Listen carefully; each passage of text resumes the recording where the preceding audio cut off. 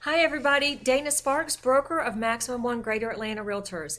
And this week's contract tip has to do with the Backup Contingency Agreement in both the GAR contract forms and the RE contract forms. So they're both the same until you get to the very end. So basically you're going to use this if you represent a buyer or if you're on the seller side and you already have the property under contract with a primary contract.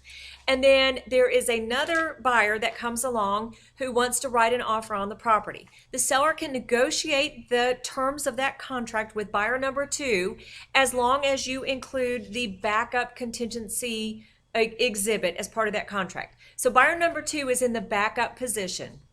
And basically what the exhibit says, again, in both GAR and the RE forms, and I will link them both below, is that you reference the primary contract, and basically it says that this buyer number two stays in backup position until one of two things happens.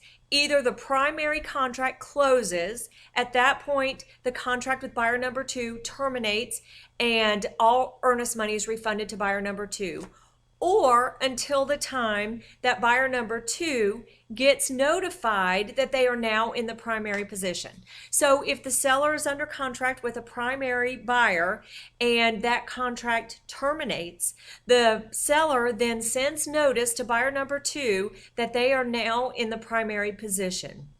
At that point, the date that the notice is received by buyer number two, that becomes the binding agreement date for the contract for buyer number two. And in the GAR form, it specifically says that that the binding agreement date is the date that the notice of termination of the primary contract is delivered, and the closing date shall be the same date listed when you negotiated the backup, unless due to the change in the binding agreement date, that means due to when they got the notice that they're now primary, any of the timeframes to conduct due diligence or fulfill any of the other contingencies has extended beyond the closing date.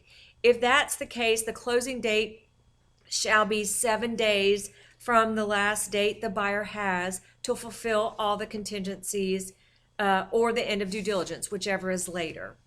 And so if that does not happen, the buyer, so in that case, let's just say the buyer on the backup is now the primary buyer and you just go through to closing.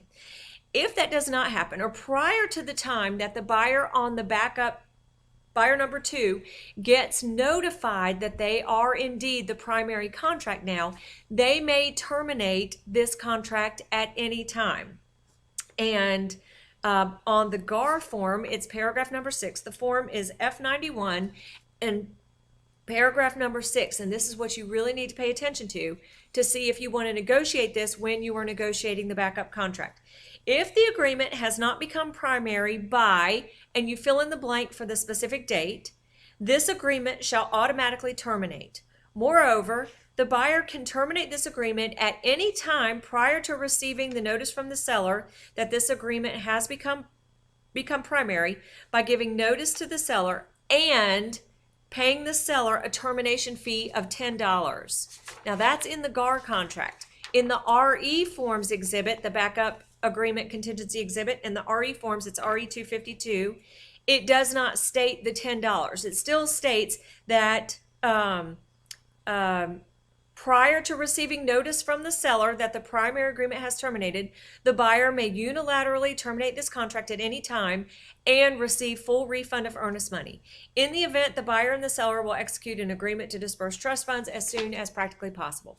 So just wanted to let you know what's going on in those exhibits, and especially in the GAR form, that if the buyer does choose to terminate prior to becoming primary, there is that payment of $10 to the seller. So again, I'm Dana Sparks, broker of Maximum One Greater Atlanta Realtors, satisfying your needs with service, innovation, and education.